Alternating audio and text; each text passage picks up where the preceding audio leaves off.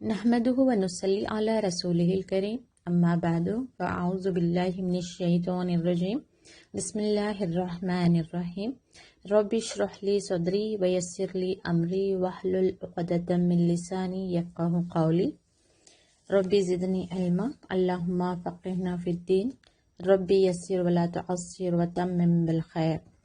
अस्सलामु अलैकुम व रहमतुल्लाहि व बरकातुहू। उम्मीद है आप सब बहनें खैरियत व आफियत से हैं। अल्लाह ताला हम सबको अपने हिफ्ज़ व अमान में रखें, ईमान की हालत में रखें। अल्लाह ताला हमारे ईमान को मजबूत करें। आयत नंबर 45 से शुरू करते हैं। बिस्मिल्लाहिर्रहमानिर्रहीम। व इज़ा क़ीला लहुमुत्तक़ू, और जब कहा गया उनसे इत्तक़ू यानी डरो, डरो या बचो, मा बैना ऐदीकुम, जो कुछ तुम्हारे आगे है, वमा खल्फकुम, और जो कुछ तुम्हारे पीछे है। यानी कि यहाँ पे इत्तक़ू के बाद में जो आगे और पीछे की बात आ रही है, इससे गुनाहों की बात हो रही है। यानी कि जब इनसे कहा जाता है कि जो तुम्हारे अगले और पिछले गुनाह हैं उनसे बचो, लअल्लकुम तुरहमून, ताकि तुम पर रहम किया जाए। वमा तातीहिम मिन आयतिम, और जब कभी इनके पास कोई निशानी आई, मिन आयाति रब्बिहिम, अल्लाह की निशानियों में से, इल्ला कानु अन्हा मोरिदीन, और नहीं वो मगर एराज करते थे। एराज करना यानी कि मुंह फेर लेना। यानी कि जब कभी इनके तरफ तौहीद और सदाकत रसूल की निशानी आती, यानी कि अल्लाह ताला ऐसा नहीं कि सिर्फ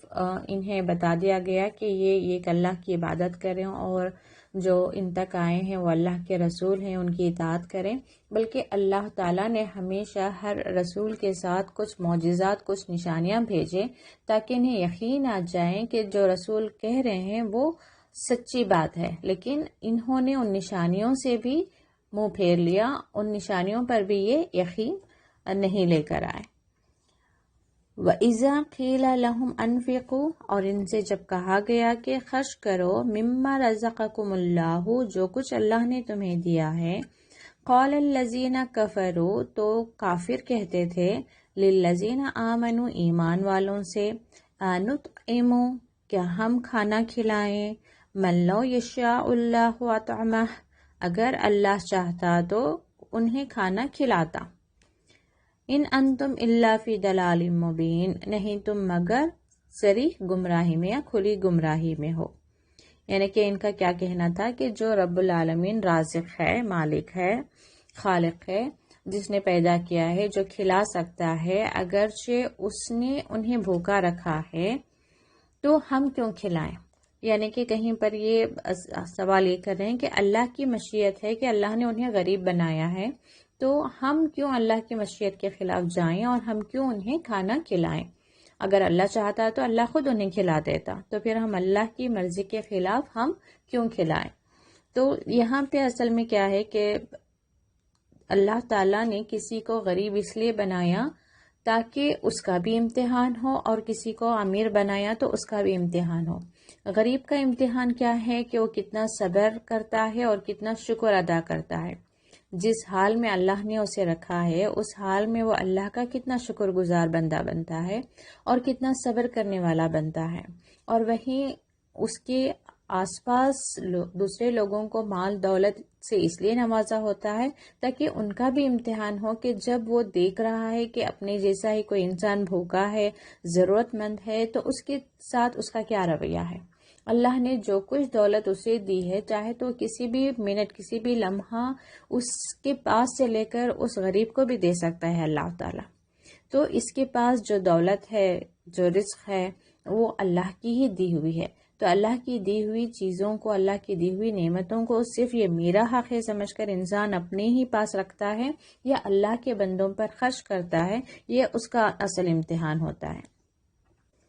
अगली आयत है, वयक़ूलूना मता हाज़ल वादु, और वो कहा करते थे या पूछा करते थे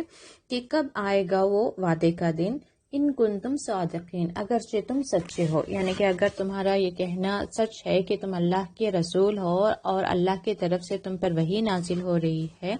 تو بتاؤ کہ وہ وعدے کا دن، یعنی کہ جس دن سے تم ہمیں ڈرا رہے ہو کہ ایک قیامت کا دن ہوگا اور پھر ہمیں دوبارہ اٹھایا جائے گا اور ہمارے اچھے اور برے اعمال کا حساب کتاب ہوگا، اور جو نیک ہیں وہ جنت میں جائیں گے اور جو گنہگار ہیں وہ جہنم میں جائیں گے۔ اگر واقعی ایسی بات ہے تو بتاؤ کہ وہ دن کب آنے والا ہے، کیونکہ ہم سے پہلے تو کئی پیغمبر گزر گئے، کئی قومیں گزر گئیں، کئی لوگ جو ہیں وفات پا چکے ہیں، تو آخر کب یہ دن قائم ہونے والا ہے؟ کیونکہ دیکھیں، کسی کے لیے بھی نیکی کرنے کے لیے اصل جو بات اسے ابھارتی ہے نیکی کرنے کے لیے اور برائی سے بچنے کے لیے، یہی یوم سزا اور جزا کا دن ہے۔ تو اس دن کے لیے ہی ہمیں نیکی کرنا ہے اور اس دن کے لیے ہی ہمیں گناہوں سے بچنا ہے،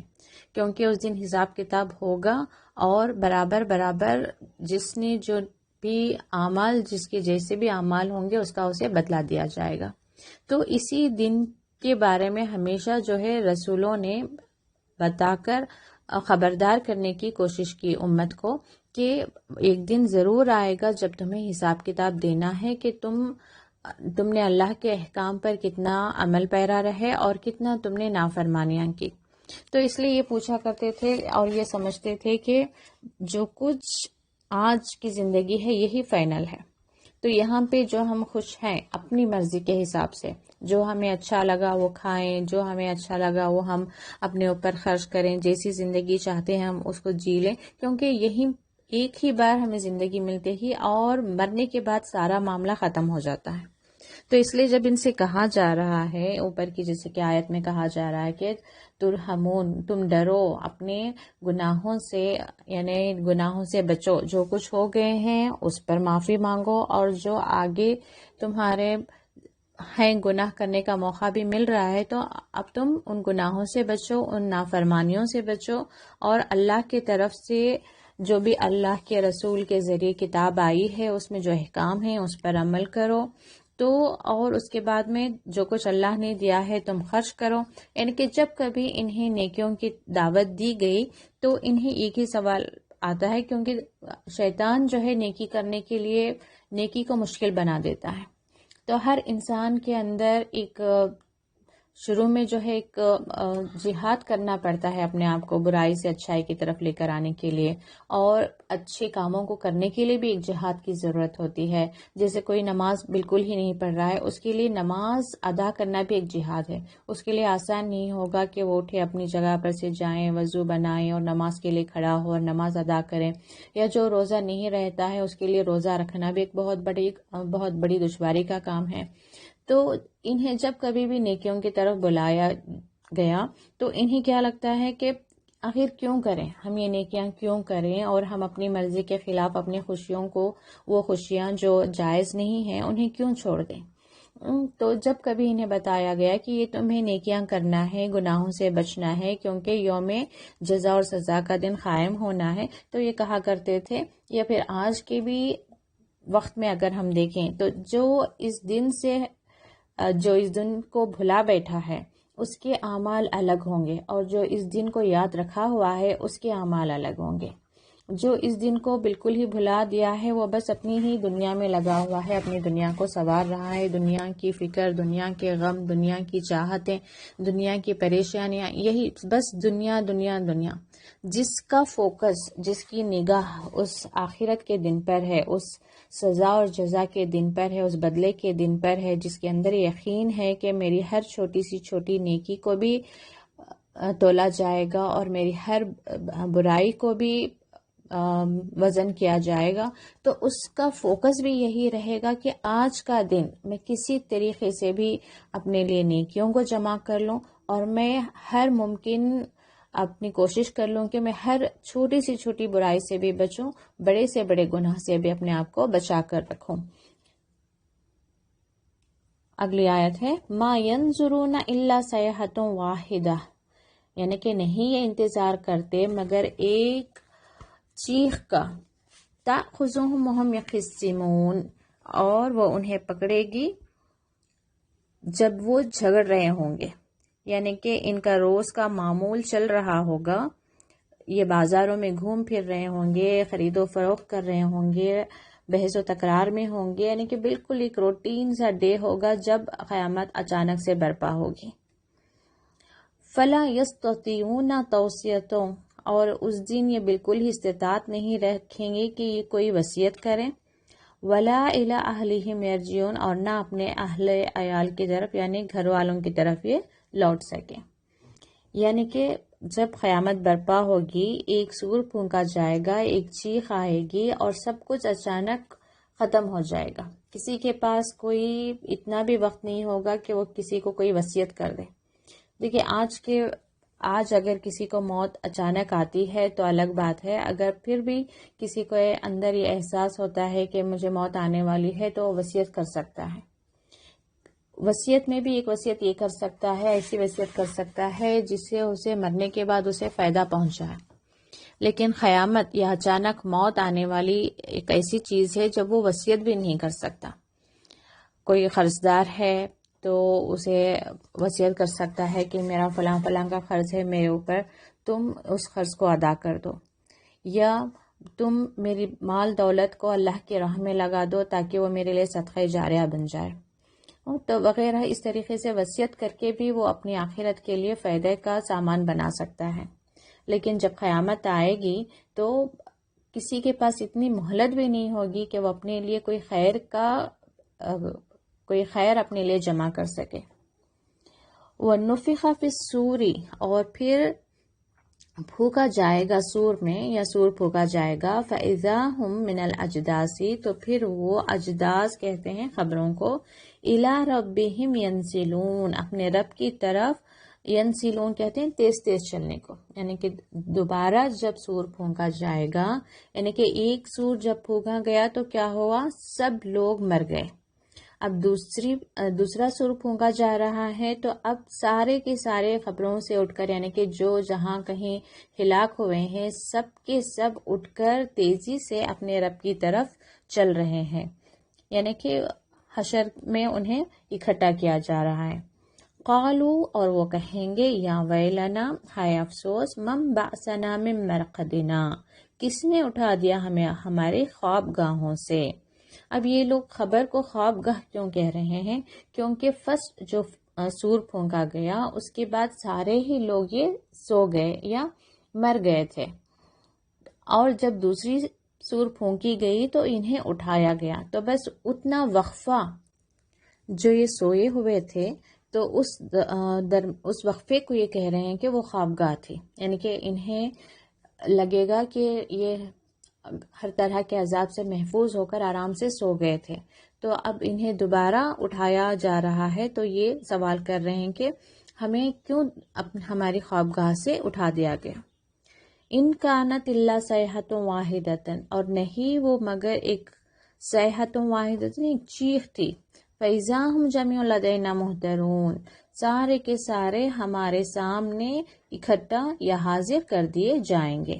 یعنی کہ دوبارہ جب سور پھونکی گئی تو یہ لوگ جلدی جلدی سے اٹھ کر اللہ کے سامنے حاضر کر دیے جائیں گے۔ فَالْيَوْمَ لَا تُظْلَمُ نَفْسٌ شَيْئًا، تو اس دن نہیں کوئی بھی نفس پر ظلم کیا جائے گا، وَلَا تُجْزَوْنَ، اور نہیں کوئی جزا ملے گی، إِلَّا مَا كُنْتُمْ تَعْمَلُونَ، مگر جو کچھ تم نے عمل کیا، یعنی کہ نہ ہی کسی کو اس کے اعمال سے یا اس کے گناہوں سے بڑھ کر کوئی سزا دی جائے گی، اور نہ ہی اس کے نیک اعمال سے بڑھ کر اسے جزا دی جائے گی۔ ان اصحاب الجنت، تو جو جنت والے ہوں گے وہ فی شغل فاکہون، وہ شغل میں رہیں گے، یعنی کہ وہ اپنے من پسند کاموں میں، اپنے دلچسپ کے مشغلوں میں رہیں گے، اور کیسے فاکہون، خوش رہیں گے۔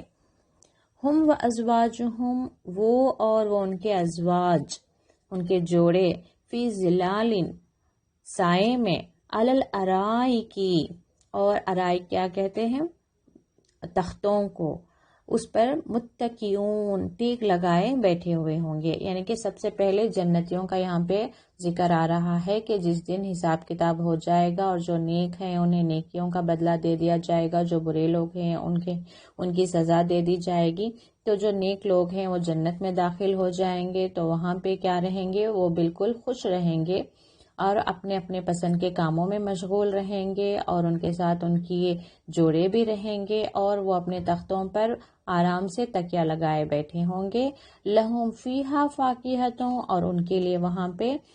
فروٹس ہوں گے، میوے ہوں گے. ولہم ما یدعون، اور جو کچھ وہ طلب کریں گے،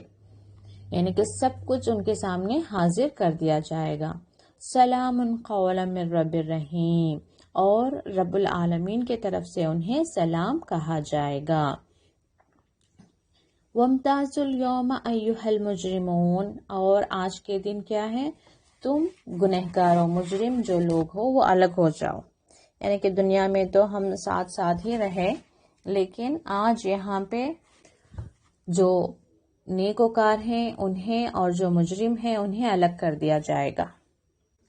علم عہد، کیا نہیں میں نے تم سے وعدہ کیا تھا، الیکم یعنی تمہاری طرف تم سے وعدہ کیا تھا، یا بنی آدم یعنی کہ اے بنی آدم یعنی کہ تمام انسانوں سے، کیا میں نے یہ عہد نہیں کیا تھا کہ اللہ تعبد الشیطان، کہ نہیں تم عبادت کرو شیطان کی، انہ لکم عدو مبین، بے شک وہ تمہارا کھلا دشمن ہے. یعنی کہ پہلے ہی بتا دیا گیا تھا، جب سے آدم علیہ السلام کو اللہ تعالیٰ نے اوپر سے نیچے بھیجا تھا تبھی اللہ تعالیٰ نے بتا دیا تھا. سورہ بقرہ میں بھی ہمیں یہ آیت ملتی ہے کہ جب کبھی تمہارے طرف میری طرف سے ہدایت آئے تم اس کی پیروی کرنا، اور شیطان کی پیروی نہ کرنا، وہ تمہارا کھلا دشمن ہے. تو اللہ تعالیٰ نے ہمیشہ وقتاً فوقتاً ہمیں بتا دیا کہ شیطان کھلا دشمن ہے، وہ ہم سے برے کام کروائے گا، وہ ہم سے بے حیائی کے کام کروائے گا، وہ ہمارے اندر وسوسوں کو ڈالے گا، وہ ہمیں اکسائے گا کہ ہم اللہ کی نافرمانی کریں، وہ ہمیں دنیا کو زینت بنا کر دکھائے گا، ہمارے اعمال کو بہت سنوار کر بتائے گا. یعنی کہ ہر طرح کے ہم قرآن میں دیکھیں تو شیطان کے ہر طرح کے چالوں کو اللہ تعالیٰ نے بتا دیا، اور یہ بھی بتا دیا کہ جو کوئی اس کی پیروی کرے گا وہ جہنم میں ہی جائے گا اس کے ساتھ، کیونکہ شیطان تو جہنم جانے والا ہے ہی، وہ اپنے ساتھ ان لوگوں کو بھی ساتھ لے جائے گا جو اس کے بتائے ہوئے راستے پر چلیں گے. وَأَنِ اعْبُدُونِی ھَذَا صِرَاطٌ مُسْتَقِیمٌ، اور اللہ تعالیٰ نے یہ بھی بتا دیا، ہر وقت سے آدم علیہ السلام سے لے کر آج تک اللہ تعالیٰ نے اپنے بندوں کے لیے انتظام کر رکھا ہے کہ اس کے بندوں کو کیا کرنا چاہیے اور کیا نہیں کرنا چاہیے. تو یہی بتا رہے اللہ تعالیٰ کہ ایک تو پہلے شیطان کی پیروی نہ کرو، اور ان اعبدونی کہ تم میری عبادت کرو، ھذا صراط مستقیم، یہی صراط مستقیم ہے. یعنی کہ جو اللہ کی عبادت کرے گا، جو اللہ کے بتائے ہوئے احکام پر چلے گا، جو اس کی اطاعت میں اپنی زندگی گزارے گا، اصل میں وہی صراط مستقیم ہے، سیدھا راستہ ہے جو ہمیں جنت لے جائے گا. وَلَقَدْ أَضَلَّ مِنْكُمْ جِبِلًّا كَثِيرًا، اور یقیناً شیطان نے تم میں سے بہت ساری مخلوق کو بہکا دے گا.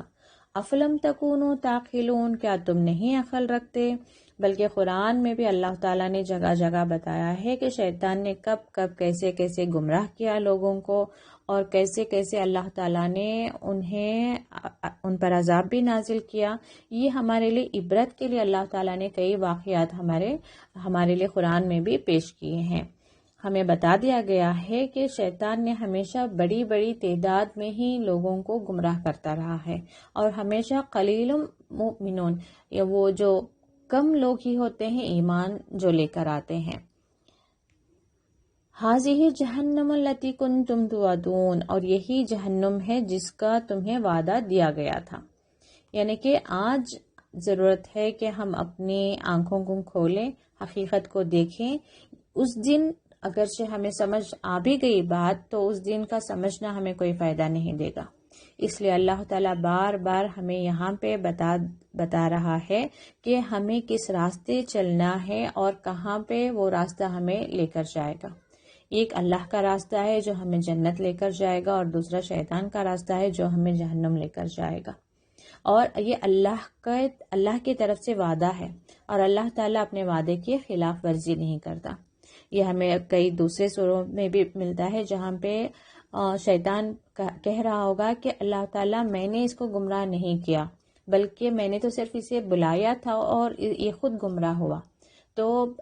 انسان بھی بلیم کریں گے کہ شیطان نے ہمیں گمراہ کیا تھا، تو اس وقت اللہ تعالیٰ بھی فرما دے گا کہ یہ سورہ قاف میں ہمیں یہ آیتیں ملتی ہیں، تو اللہ تعالیٰ بھی فرمائے گا کہ میں نے تمہاری طرف بھیج دیا تھا، میں نے تمہاری طرف ہدایت نامہ بھیج دیا تھا، کلیئر تھا۔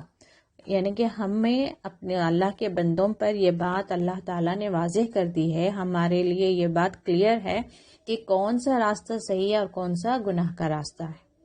تو آج ہمارے لیے ضروری ہے کہ ہم دیکھ لیں کہ ہم جس راستے پر چل رہے ہیں وہ ہمیں کہاں لے کر جاتا ہے۔ اصلاح الیوم بما کنتم تکفرون، تو اس دن تو بس ایک ہی چارہ رہ جائے گا، جس کسی نے نافرمانی کی ہوگی اس کے لیے حکم آ جائے گا کہ اصلاح الیوم، کس میں؟ داخل ہو جاؤ آج کے دن جہنم میں، اس وجہ سے کہ تم نے کفر کیا، یعنی تم نے اللہ کی بات نہیں مانی، اللہ کے راستے پر تم نہیں چلے، شیطان کی پیروی کرتے رہے، تو آج تمہارا انجام کیا ہے؟ یہ جہنم ہے اور تم اس میں داخل ہو جاؤ۔ الیوم نختم علی افواہہم، اور آج کے دن ہم کیا کریں گے؟ تمہارے منہوں پر نختم یعنی کہ مہر لگا دیں گے، تکلمنا ایدیہم وتشہد ارجلہم، اور تمہارے ہاتھ بات کریں گے، تمہارے پیر گواہی دیں گے، بما کانوا یکسبون، جو کچھ تم نے کمایا ہوگا۔ یعنی کہ اس دن انسان بچنے کے لیے اپنے منہ سے جھوٹی باتیں کرے گا بھی تو اللہ تعالیٰ منہوں کو جو ہے مہر لگا دے گا، یعنی کہ زبان بول نہیں پائے گی، ہاتھ گواہی دیں گے، پیر گواہی دیں گے، جو کچھ انہوں نے کمایا ہے، یعنی کہ جو ہمارے اعمال رہے اس کی گواہی ہمارے ہاتھ پیر خود دے دیں گے۔ وَلَوْ نَشَاءُ، اور اگر ہم چاہتے، لَطَمَسْنَا عَلَىٰ أَعْيُنِهِمْ، تو ہم ضرور ان کی آنکھوں کو طمس کرنا یا مٹا دینا، یعنی کہ بے نور کر دیتے، فَاسْتَبَقُوا الصِّرَاطَ، تو اور پھر وہ راستے کی طرف بڑھتے، فَأَنَّىٰ يُبْصِرُونَ، پھر کیسے انہیں دکھائی دیتا۔ یعنی کہ اگرچہ ہم ان کے آنکھوں پر پردہ ڈال دیتے یا ان کے آنکھیں بے نور کر دیتے یا انہیں اندھے کر دیتے اور وہ اپنے راستے کی طرف یعنی کہ سیدھے راستے کی طرف چلنا چاہتے تو کیسے انہیں وہ نظر آتا۔ تو اللہ تعالیٰ کیا یہاں پہ بتا رہا ہے کہ ہم نے تمہیں سب کچھ واضح کر کے بتا دیا کہ صحیح راستہ کون سا ہے، غلط راستہ کون سا ہے، پھر بھی تم نے صحیح راستے کو تم نے انتخاب نہیں کیا۔ اگرچہ ہم تمہیں صحیح راستہ دکھاتے ہی نہیں،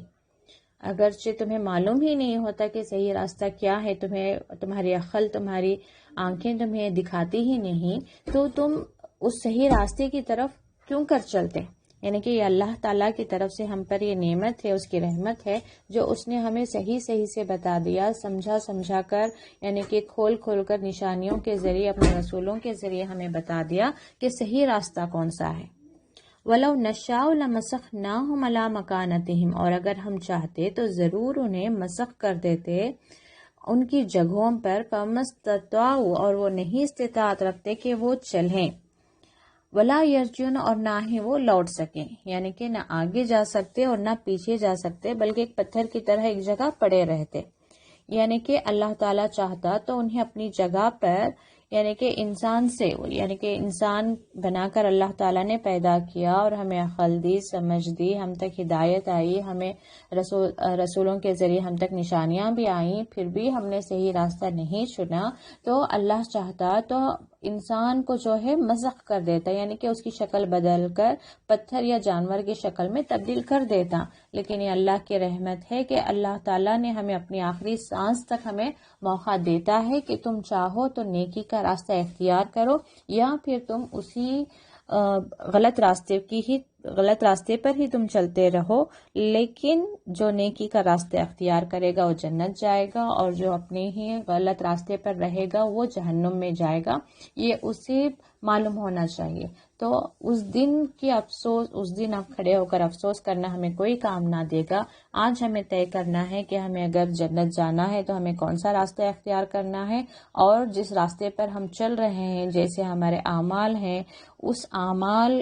کی وجہ سے کیا ہمیں خسارہ اٹھانا پڑے گا۔ آج ہمیں اس چیز کو صحیح طریقے سے سمجھ کر ہمیں صحیح راستے پر چلنا ہے، اور ہر برائی سے، چاہے وہ چھوٹا سے چھوٹا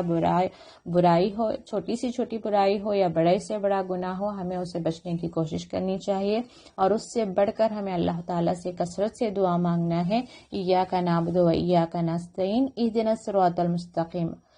کیونکہ اللہ تعالیٰ نے، دیکھیے سورہ فاتحہ میں ہی ہمیں ایک کرائٹیریا دے دیا کہ تم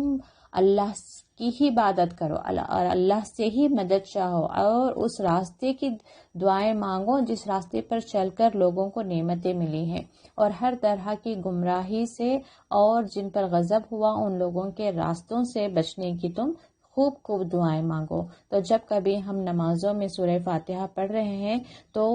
پوری توجہ کے ساتھ پڑھیں، پورے دل سے پڑھیں، اور اسی کے مطابق ہم اپنے لیے بھی چوز کریں کہ ہم کیا کر رہے ہیں،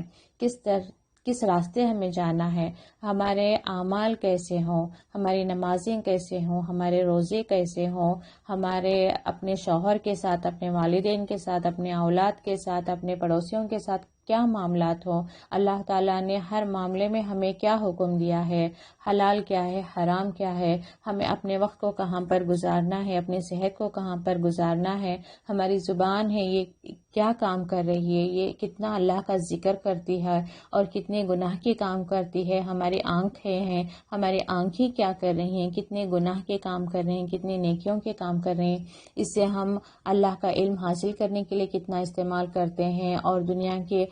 بے حیائی کے پروگرامز ہیں، سیریلز ہیں، ڈرامہ ہیں، اسے دیکھنے کے لیے کیا ہم اس کو خرچ کر رہے ہیں، یا ہماری نظریں نیچی رکھتے ہیں ہم، یا ہم غیر مردوں کی طرف انہیں دیکھ رہے ہیں، یا غیر عورتوں کی طرف ہماری نظریں جا رہی ہیں۔ یعنی کہ ہر انسان کو اپنے اپنے ہر لمحے کا حساب خود ہی لینا ہے کہ اس لمحے، اس وقت میں میں نے اپنے لیے جنت جانے کے لیے کیا سامان بنائے ہیں، یا کہیں میرا یہ وقت، میری یہ صحت، یہ میری عمر کہیں ایسے کاموں میں تو نہیں گزر رہی ہے جس کی وجہ سے مجھے کسی طرح کا خسارہ اٹھانا پڑے، کسی طرح کے عذاب میں مبتلا ہونا پڑے۔ تو ہمیں اچھی طریقے سے ہمیں اپنا جائزہ لینا ہے، اپنے اعمال کا، اپنے وقت کا، اپنے اللہ کے دیے ہوئے تمام ہی نعمتوں کا ہمیں جائزہ لینا ہے کہ ہم اس کو ہم کہاں پہ خرچ کر رہے ہیں، اور اس سے بڑھ کر خوب اللہ سے دعائیں مانگیں۔ اللہ تعالی ہم سب کو سیدھے راستے پر چلائیں، اللہ تعالی ہم سب کو جنت عطا فرمائے، جنت الفردوس عطا فرمائے، اللہ تعالی ہمیں اپنا دیدار نصیب فرمائے، اللہ تعالی ہمارا آسان حساب کتاب لے، اللہ تعالی ہم جس طرح کی بھی برائیوں میں، بدعتوں میں، کفر میں، شرک میں مبتلا ہیں، اللہ تعالی ان سب سے ہمیں توبہ کی توفیق دے، اللہ تعالی ہمیں علم کے ساتھ حکمت بھی عطا فرمائے کہ ہم اس کے بتائے ہوئے راستے پر عمل کر سکیں۔ آمین ثم آمین، وآخر دعوانا الحمد للہ رب العالمین۔ السلام علیکم ورحمۃ اللہ وبرکاتہ۔